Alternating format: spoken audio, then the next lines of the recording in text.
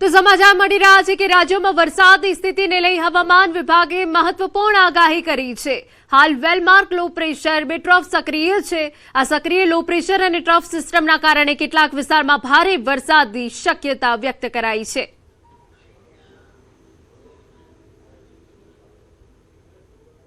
जो वर्तमान में प्रणाली है अभी वेलमार्क लो बना हुआ है उत्तर पश्चिमी मध्य प्रदेश और उसके साथ लगते हुए दक्षिण पश्चिम उत्तर प्रदेश पे है और उसकी वजह से एक और जो सीजनल ट्रफ है जो साउथ वेस्ट राजस्थान से होते हुए उसके सेंटर ऑफ वेलमार्क लो से लेके बांग्लादेश तक है और इसके साथ ही एक ट्रफ और है जो नॉर्थ ईस्ट अरेबियन सी से बांग्लादेश तक है अपने गुजरात और मध्य प्रदेश छत्तीसगढ़ होते हुए। इसके साथ एक ऑफशोर ट्रफ है अभी जो साउथ गुजरात से लेके सेंट्रल केरला तक है।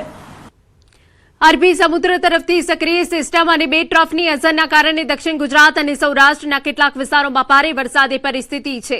આજે નવસારી, વલસાડ, ડાંગ, દમણ અને દાદરા નગર હવેલી માટે ઓરેન્જ એલર્ટ જાહેર કરવામાં આવ્યું છે, જ્યારે અન્ય કેટલાક જિલ્લાઓમાં યલો એલર્ટ આપવામાં આવ્યું। इनके प्रभाव से हम उम्मीद करते हैं कि अगले 2 दिन तक तो यहाँ जो गुजरात राज्य है उसमें कई स्थानों पर से लेकर अधिकांश स्थानों पर गुजरात क्षेत्र में खासकर दक्षिण गुजरात क्षेत्र में बारिश की संभावना है। सौराष्ट्र में भी कुछ एक स्थानों पर बारिश की संभावना है और आज जो हमने ऑरेंज अलर्ट रखा है आज के लिए साउथ गुजरात रीजन जिसमें कि खासकर अपना नवसारी, वलसाड़, दमन, दादर नगर हवेली और डांग में है। इसके साथ सूरत में भी येलो अलर्ट रखा है आज के लिए हैवी भारी बारिश का। सूरत में है, साथ में तापी में और नर्मदा, छोटा उदयपुर, दाहोद रखा है हमने, पंचमहल और साबरकांठा तक, साबरकांठा, अरावली, महिसागर। तो क्योंकि ये वेलमार्क लो अभी मध्य प्रदेश पे है, इनके प्रभाव से यहाँ पे इक्का दुक्का स्थानों पर भारी बारिश हो सकती है और जो बहुत भारी बारिश है वो साउथ गुजरात तक सीमित है। कल हमने आज सौराष्ट्र कच्छ में भी हमने येलो अलर्ट रखा है जिसमें कि भावनगर और अमरेली जिले रखा गया है। જો કે આવતીકાલથી રાજ્યમાં વરસાદનું પ્રમાણ ધીમે ધીમે ઘટવાની સંભાવના છે। 9 જુલાઈ બાદ માત્ર ઝરમર વરસાદ નોંધાશે।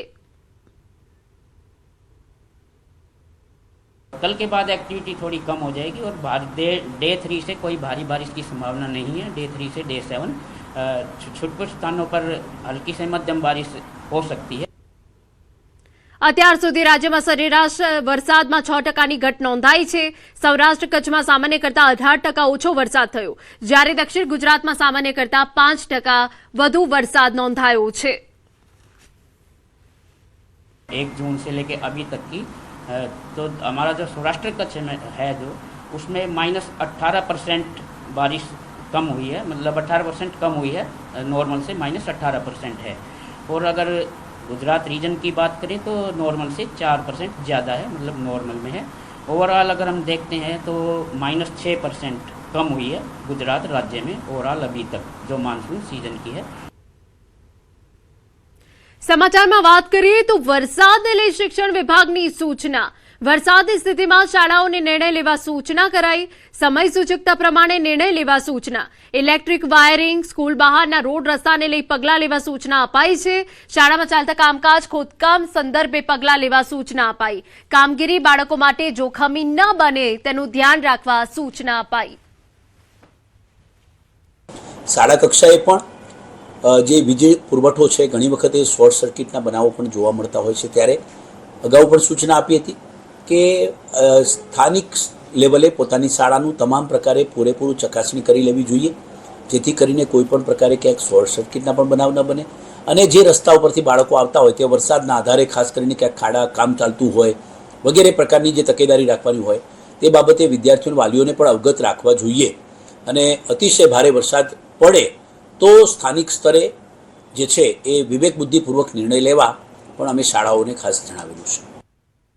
અમરેલી જિલ્લામાં મેઘરાજાએ ધમાકેદાર બેટિંગ કર્યા બાદ હવે વિરામ લીધો છે। અમરેલી તાલુકાના કેરિયાચાવ ગામની સીમમાં કપાસની ફરીથી વાવણી કરવાની કામગીરી યુદ્ધના ધોરણે શરૂ કરવામાં આવી। હજુ પણ વરસાદી માહોલ હોવાથી આગામી વરસાદ પડે તે પહેલા જ મોટી સંખ્યામાં ખેત મજૂરોને મેદાનમાં ઉતારીને વાવણી આટોપી લેવાના પ્રયાસો થઈ રહ્યા છે। ભારે વરસાદ અને ખેતરોમાં પાણી ભરાવાના કારણે કપાસના બીજ માટીમાં દટાઈ ગયા, જેને લીધે ટ્રેક્ટર દ્વારા કરાયેલી 50 થી 60% વાવણી નિષ્ફળ ગઈ। હવે ખેડૂતો પાસે ફરીથી વાવણી કરવા સિવાય બીજો કોઈ વિકલ્પ નથી બચ્યો. હવે મેઘરાજા શાંત પડ્યા છે, પણ ખેડૂતોની ચિંતા હજુ ઓછી નથી થઈ. બિયારણ અને મજૂરીનો બેવડો ખર્ચ વેઠીને પણ જગતનો તાત કપાસા પાકને બચાવવા માટે રાત દિવસ પરસેવો પાડી રહ્યા છે. અને અત્યારે આ કોરામાં કપાસિયા જે મૂકેલા હતા એ વરસાદ સારો થવાથી ગયા, એમાં 30% જેવું સોંપણું છે. અને ટ્રેક્ટરોથી જે વવાણી એ થોડીક ફેલ થઈ, એટલે એ 50% 60% ફેલ થઈ ગણાય વાવણી. અને હવે ફરીવાર ખેડૂતોને બધાને વાવવાનું. અમરેલી જિલ્લામાં મેઘરાજાએ હેત વરસાવ્યા બાદ હાલ વરસાદે વિરામ લીધો છે અને ખેડૂતો અને ખેત મજૂરો પોતાના ખેતી કામે લાગ્યા છે. અત્યારે હું આપને જે દ્રશ્યો બતાવું છું એ અમરેલી તાલુકાના કેરિયાચાળ ગામની સીમના દ્રશ્યો છે. અત્યારે જે ખેત મજૂરો છે એ કપાસની વાવણી કરી રહ્યા છે. મોટી સંખ્યામાં એકી સાથે ખેત મજૂરોને ખેતરમાં ઉતારવામાં આવ્યા છે, કારણ કે હજુ પણ વરસાદી માહોલ છે અને વરસાદ આવે એ પહેલા જો વાવણી થઈ જાય તો ખેડૂતોને તેનો ભરપૂર ફાયદો થાય. જે રીતે 2 દિવસ સુધી સતત વરસાદ વરસ્યો અને જળ બંબાકારની સ્થિતિ થઈ, તેના કારણે ખેડૂતોને મોટું નુકસાન પણ થયું છે. કારણ કે જે અગાઉ કપાસિયા વાવવામાં આવ્યા હતા તેના પર ખેતરોની માટી ધોવાઈ અને કપાસિયા નીચે અંદર દબાઈ ગયા હોવાના કારણે હવે ફરી વખત તે ઉગી ન શકે. એના માટે થઈ અને કપાસનું ફરીવાર વાવેતર કરવામાં આવી રહ્યું છે. રાજન ગઢિયા, ન્યૂઝ 18 ગુજરાતી, અમરેલી. ચોમાસું શરૂ થતાં જ રાજકોટમાં રોગચાળામાં નોંધપાત્ર વધારો થયો. સિવિલ હોસ્પિટલમાં દર્દીઓની ભારે ભીડ જોવા મળી. મનપાના આરોગ્ય કેન્દ્રોના આંકડા મુજબ છેલ્લા સપ્તાહની સરખામણીએ આ સપ્તાહે 403થી વધુ કેસ નોંધાયા. શરદી ઉધરસના 719 કેસ નોંધાયા. સામાન્ય તાવના 764 કેસ નોંધાયા, જ્યારે ઝાડા ઉલટીના 258 કેસ નોંધાયા. કુલ કેસની સંખ્યા 1338 વધીને 1741 પર પહોંચી, જેને પગલે આરોગ્ય તંત્ર પણ એલર્ટ મોડમાં આવ્યું. શરદી ઉધરસના 719 કેસ, આ ઉપરાંત સામાન્ય તાવના 764 કેસ અને ઝાડા ઉલટીના 258 કેસ નોંધાયેલા છે.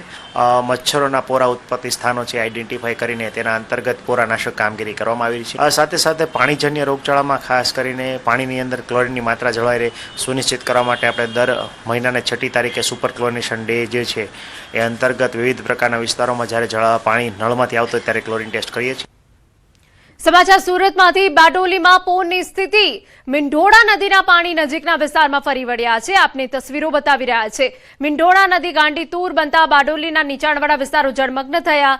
તલાવડી વિસ્તારના 50થી વધુ ઘરોમાં પાણી ભરાયા. તમામને સલામત સ્થળે ખસેડી લેવા તંત્ર કામે લાગ્યું. ભારે વરસાદે ઉકાઈ ડેમ બાદ ડોસવાડા ડેમમાં પણ પાણીની આવક વધી છે. ગત રોજ બારડોલી નગર અને બારડોલી તાલુકાની અંદર 9 થી 6.5 ઇંચ વરસાદ વરસવા પામ્યો હતો, પરંતુ જે બારડોલી નગરના નીચાણવાળા વિસ્તારોમાં ગઈકાલે પણ પાણી ભરાયા હતા. પણ લોકોની પરિસ્થિતિ હજુ ઠેરની ઠેર જોવા મળી છે. દ્રશ્ય બતાવવાના પ્રયાસ કરીશ કે બારડોલી નગર નદી પસાર થતી લોકમાતા મીંઢોળા નદી જે છે, મીંઢોળા નદીએ રૌદ્ર સ્વરૂપ ધારણ કર્યું છે. અને આજે મીંઢોળા નદીના જે પૂરના પાણી છે એ બારડોલી નગરપાલિકા વોર્ડ નંબર 9ના આ તલાવડી વિસ્તારની અંદર 50 થી 60 ઘરોની અંદર પાણી ભરાઈ જતા શ્રમજીવી પરિવારોની હાલત દયનીય થવા પામી છે. અને ખાસ કરીને વાત કરવામાં આવે તો જે ઉપરવાસમાં ભારે વરસાદ, સોનગઢ તાલુકામાં અને ઉચ્છલ તાલુકામાં ભારે વરસાદને કારણે હાલ મીંઢોળા નદીના જળસ્તરમાં સતત વધારો થઈ રહ્યો છે. અને જે સોનગઢ ખાતે આવેલું આ જે ડોસવાડા ડેમ પણ ઓવરફ્લો થવાના કારણસર મીંઢોળા નદીમાં વધારો થતા શ્રમજીવી પરિવારોને હાલત દયનીય થવા પામી છે. વહીવટી તંત્ર દ્વારા આ સમગ્ર આ જે 50 જે ઘરધારકો છે એઓને સલામત સ્થળે ખસેડવાની હાલ કવાયત હાથ ધરવામાં આવી છે. સલામત સ્થળે ખસેડી અને બારડોલીની પ્રાથમિક શાળાની અંદર એ લોકોના આરોગ્ય તેમજ જમવાની પણ વ્યવસ્થા વહીવટી તંત્રને ચૂંટાયેલા સદસ્યોએ હાલ કરી રહ્યા છે. કેતન પટેલ, ન્યૂઝ 18 ગુજરાતી, બારડોલી. આ તરફ એસડીઆરએફ ગ્રુપ 1 વડોદરા દ્વારા પાંડેસરા વિસ્તારના કૃષ્ણનગર અને ગઢાનગરમાં ફસાયેલા 150થી વધુ નાગરિકોનું સુરક્ષિત જગ્યાએ રેસ્ક્યુ કરવામાં આવ્યું, જેની તસવીરો અમે આપને બતાવી રહ્યા છે. એસડીઆરએફ ગ્રુપ 1 વડોદરા દ્વારા 150થી વધુ લોકોનું રેસ્ક્યુ કરવામાં આવ્યું. કૃષ્ણનગર અને ગઢાનગર કે જે આખું જળમગ્ન થઈ ગયું છે, છાતીસમાં પાણી ભરાયા છે, ત્યાં લોકો ફસાયેલા હતા અને તેમની જ બચાવ કામગીરી કરવામાં આવી.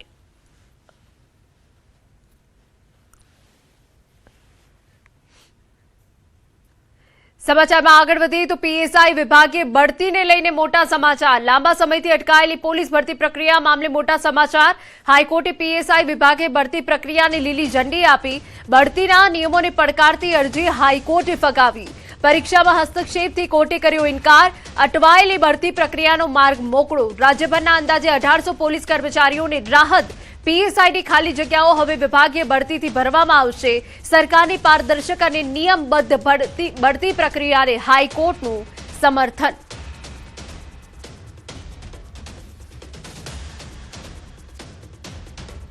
તો બઢતીના નિયમોને પડકારતી અરજી હાઈકોર્ટે ફગાવી દીધી છે અને હવે પીએસઆઈની ખાલી જગ્યાઓને હવે જે છે ભરતી ભરવામાં આવશે. સરકારની ભરતી પ્રક્રિયાને હાઈકોર્ટનું સંપૂર્ણ સમર્થન મળ્યું.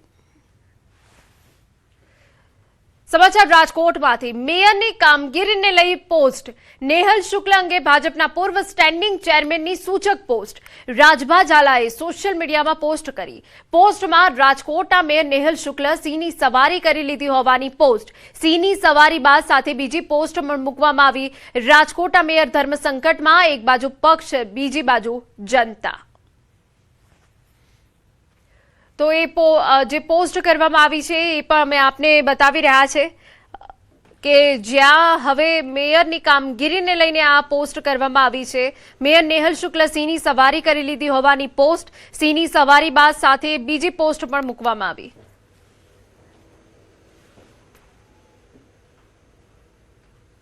સમાચારમાં રોકાઈ એક વિરામ માટે.